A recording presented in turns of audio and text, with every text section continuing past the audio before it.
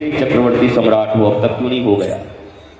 प्रश्न पूछा है राम जी कंबन में कि हे तात, हे पिताश्री, अगर अयोध्या की इसी सेना के बल पर उन राक्षसों का, असुरों का विनाश होना था, तो इतने हजारों लाखों ऋषियों के वध के बाद भी अब तक वो जीवित कैसे हैं? अर्थात इस अयोध्या की सेना से उनका कुछ नहीं होना। हम जहां जाएंगे, जो पीड़ित हैं, शोषित हैं, उन्हीं के साथ बैठेंगे, उन्हीं को लेकर के उन्हीं की सेना बनाएंगे, क्योंकि उनके हृदय में पीड़ा जो उन्होंने झेला है वो बल और पौरुष के साथ वही लड़ सकते हैं। इसलिए न एक सेना ली, न आर्थिक सहायता लिया, और चले अपने गुरुदेव के साथ। तो जा करके पहले तो पूरी ट्रेनिंग लेकर के आए, और जब वनवास हुआ तो एक भी अयोध्या का आदमी नहीं गया साथ में। जहां गए वहीं पर सेना का निर्माण कर दिया। वही लोहा बनाने वाले लोग, वही खड़े बनाने वाले लोग, वही माली, वही किसान, वही जनजातीय सबको खड़ा करके सेना बना करके आसुरी शक्तियों का विनाश कर दिया। सत्ता का हस्तांतरण भी हुआ और व्यवस्था का परिवर्तन भी हुआ। जिन्हें करना होता है वो कभी भी संसाधनों के अभाव का रोना नहीं रोते। अगर भगवान राम से सीखना है तो यही सीखो, संसाधन कुछ नहीं लिया, जहां गए वहीं संसाधन को जागृत कर दिया, और उस संसाधन के बल पर पूरे विश्व से आसुरी शक्तियों को मिटाकर राम राज्य की स्थापना कर दी। अगर आप भी करना चाहते हो तो यही करो, हम क्या करें। लेकिन इफ बट हमारी कोई बात ही नहीं सुनता, समाज हमारे साथ नहीं है, परिवार हमारा साथ नहीं दे रहा है, सरकार हमारे साथ नहीं खड़ी है, प्रशासन हमारे साथ नहीं खड़ा है, हम क्या अकेले करें। अरे भैया, राम जी की कथा सुनते हो, राम जी को आदर्श मानते हो, राम जी का जीवन चर्या देखते हो, अकेले जाकर के जहां जहां अन्याय का शासन था वहीं खड़े होकर के अन्याय का विनाश उन्होंने किया और शुभ सत्ता का स्थापना किया। भारतवर्ष के इस राष्ट्र कथा के पांडाल में बैठे हुए प्रत्येक लोगों का भी यही संकल्प होना चाहिए। हमें कहीं से सहायता मिले न मिले, हम राम जी की संतानें हैं। हम संसाधन पैदा करके और अन्याय को उखाड़ देंगे और राम राज्य लाएंगे, राम की सत्ता का स्थापना करेंगे। यह भाव हो तो कर पाओगे। अगर ये सोच रहे हो कि कोई देगा, कहीं से मिलेगा, हमें कोई ला देंगे, कर देंगे, नहीं, जो कर रहे हैं उन्हें वो करने दो। तुम निकलो राम जी की तरह और जा करके सेना भी तैयार कर लो, लोगों के ऊपर करुणा और कृपा भी कर दो, सत्ता भी स्थापित कर दो, और स्थापित करके जैसे वापस आ गए। जब विभीषण ने पूछा कि महाराज, ये सोने की लंका है, इतनी बड़ी अर्थनीति, अर्थशास्त्र का खजाना यहीं पर बैठा है, अयोध्या में तो केवल एक कनक भवन है, अयोध्या में केवल एक कनक भवन है, और लंका तो पूरी की पूरी गोल्डन की है। इतना बड़ा अर्थ का साम्राज्य पाने के बाद भी आप छोड़कर जाना चाहते हो? तो राम जी ने कहा, मेरा उद्देश्य विस्तारवादी नीति नहीं है, हम सनातनी हैं, हम विस्तारवादी नीति की तरह किसी पर आक्रमण नहीं करना चाहते। हाँ, अन्याय को मिटा करके और हर दुनिया के कोने में राम राज्य की स्थापना अवश्य करना चाहते हैं। भारत के राज्यों में भी राम राज्य की स्थापना करना चाहते हैं, और यही जनप्रतिनिधियों का भी यही एकमात्र संकल्प होना चाहिए। आपको लाखों लोगों ने चुना है, आप पर आस्था व्यक्त की है, आप उन्हीं के बीच जाकर उन्हीं के बीच से संसाधन पैदा करके, आज मुझे कितना आनंद आ रहा है। देखो, इतनी बड़ी भारत की सबसे विराटतम कथा हो रही है और इस विराटतम कथा में कथा तो करवा सकते थे, पर लोगों के बीच जाकर के 5 किलो बथुआ, 3 किलो पालक, 12 किलो दाल, 2 किलो गुड़, यह हुआ कि उन्हीं के बीच जाकर के उसी संसाधन से राष्ट्र कथा के माध्यम से राष्ट्र में परिवर्तन लेने का ये संकल्प बाबू बृजभूषण सिंह ने किया है, यह जरूर सार्थक होगा। यह राम राज्य है। उन्हीं के बीच खड़े होकर, अपने ही लोगों के साथ खड़े होकर 1 किलो बथुआ का भी इतना महत्व? क्या 1 किलो बथुआ के बिना ये कथा रुक रही थी?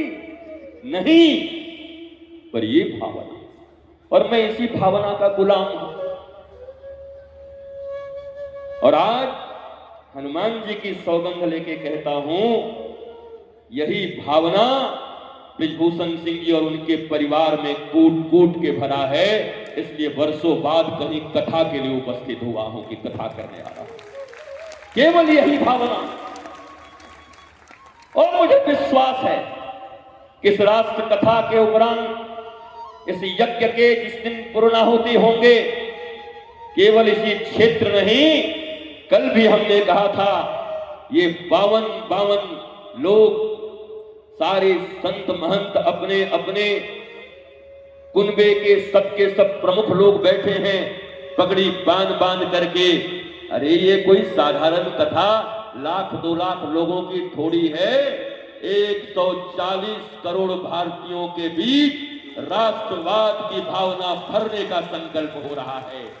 जातियों में टूटे हुए भारत को जब लोग जातियों में बांटना चाहते हैं, तब एक हाथ निकलता है जो सबको एक मंच पर बिठा कर कहता है, हम बटे नहीं हैं, हम एक होकर के अपने राष्ट्र की रक्षा करेंगे।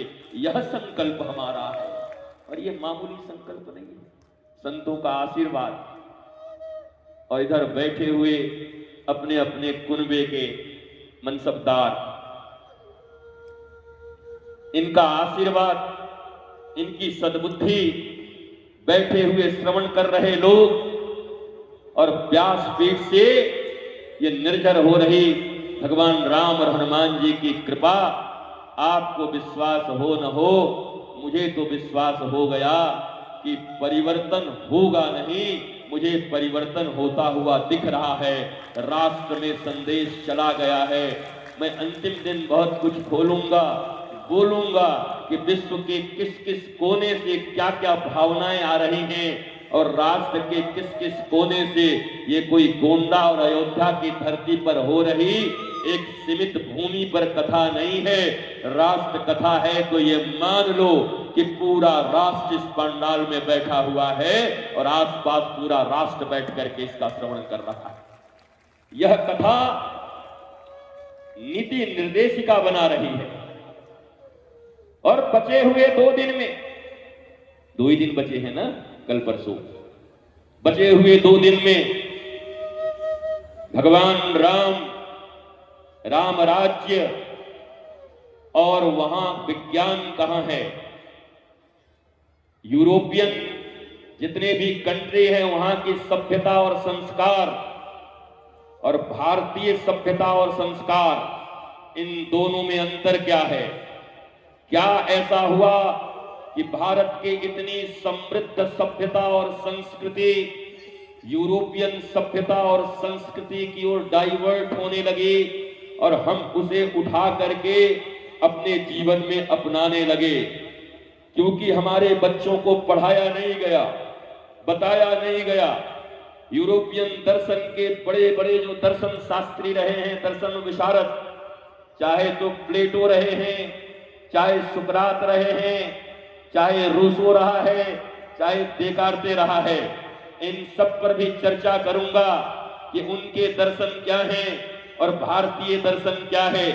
क्या ऐसा हुआ कि विश्व के सबसे ऊंचे दर्शन को आज मुंह की खानी पड़ रही है और हम पाश्चात्य की ओर देख रहे हैं, जिस दर्शन में नारियों को टेबल, मेज और कुर्सी के द्वारा संबोधित किया गया है, और जिस दर्शन में हमारे यहाँ नारियों को देवी और भगवती के स्वरूप में देखा गया है। मैं तो माताओं से भी कहूंगा, कल तुम्हारे तोते उड़ जाएंगे। जिन लंदन, अमेरिका और जिन यूरोपियन कंट्री का पक्ष तुम लेकर के उनके जैसा बनने का प्रयत्न कर रहे हो, कल तुम्हें उस दर्शन से मैं परिचित कराऊंगा कि वो महिलाओं के विषय में क्या सोचते हैं।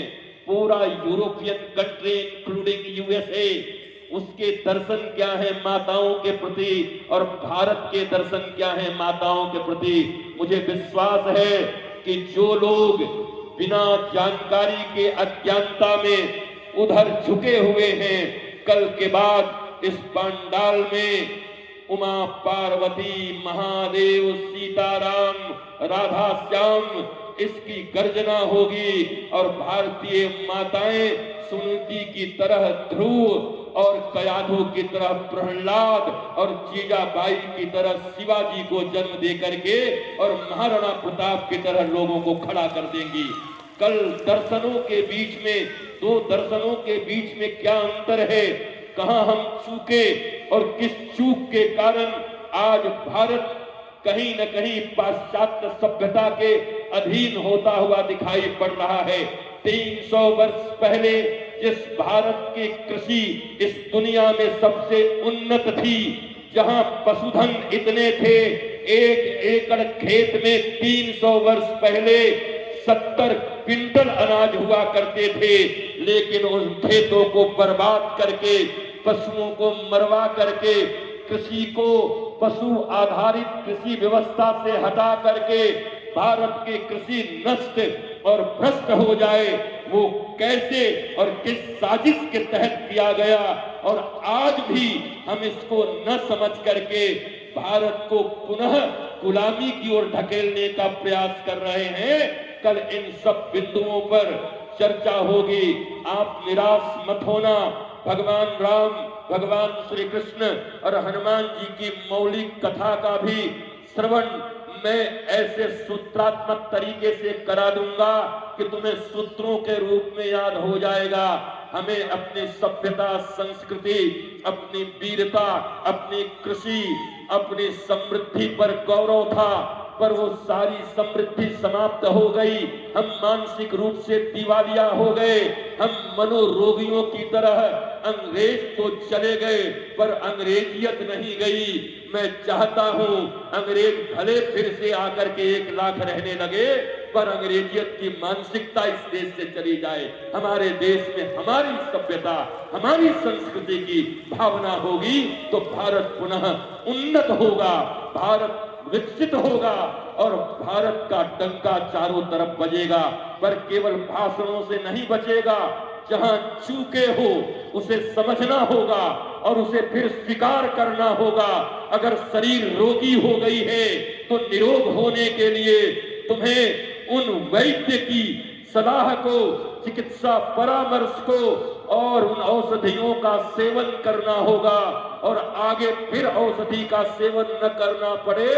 जैसे हनुमान जी ने कहा, जब माता जी ने हनुमान जी को कहा कि मैं तुम्हें अष्ट सिद्धि नवनिधि का दाता बना रही हूं, तो हनुमान जी ने इनकार कर दिया। बोला, माता जी मैं आपके पास ये सिद्धि रिद्धि और निधि लेने आया हूं क्या? मुझे नहीं चाहिए। सीता जी ने कहा, कैसी बातें कर रहे हो? अरे एक सिद्धि पाने के लिए लोग न जाने कितने कितने वर्षों तक तपस्या करते हैं, और हे हनुमान मैं तुम्हें पुत्र के रूप में मान करके अष्ट सिद्धि और 9 निधि तुम्हें प्रदान कर रही हूं, और फिर भी तुम कह रहे हो कि ये कम है। हनुमान जी ने विनम्रता से कहा, माता जी ये तो आप दे सकती हो, परंतु मूल जो धन आपके पास है वो नहीं देना चाहती हो। मुझे आपसे इससे भी एक ऊंची चीज चाहिए। जानकी जी ने कहा, इससे ऊंचा क्या होता है? तब हनुमान जी ने उनको कहा, क्या कहा? अष्ट सिद्धि 9 निधि के दाता असबर दीन जानकी माता। हनुमान जी ने कहा, नहीं चाहिए। बोला, क्या चाहिए? बोला, राम रसायन तुम्हारे पासा, सदा रहूं रघुपति के दासा। मुझे ये अष्ट सिद्धि और 9 निधियां नहीं चाहिए मां, मुझे राम रसायन चाहिए। औषधि तब लगती है जब मनुष्य बीमार हो जाता है। रोगी हो जाता है। और रासायन इसलिए लिया जाता है कि रोगी हो ही नहीं। हनुमान जी कह रहे हैं मुझे बीमार नहीं होना। राम जी के शरण में रहकर और जानकी का पुत्र बन करके भी अगर मुझे बीमारी आए तो धिक्कार है मेरे हनुमानत्व पर, धिक्कार है मेरे ज्ञानी नाम अग्रगण्यत्व पर कि मैं ज्ञानियों में अग्रगण्य हूं, धिक्कार है मेरे बुद्धि बल और विवेक पर कि मैं जानकी जी से सिद्धि रिद्धि और निधि मांगू। हम मंदिरों में खड़े भिखारियों की तरह छोटी छोटी डिमांड लेकर। जरा सोचो, हनुमान जी को सारी सिद्धि रिद्धि निधि मिल गए और उसे ठुकरा दिया। जानकी जी ने कहा था कि मैं तुझे दे नहीं रही हूं बल्कि तुझे डिस्ट्रीब्यूटर बना रही हूं, जिसको चाहे उसको दे भी देना, केवल तेरे पास नहीं है। फिर भी हनुमान जी ने कहा मां मुझे एक चीज देना चाहती हो तो बस यही दे दो, राम रसायन तुम्हारे पास और सदा रहूं रघुपति के दास।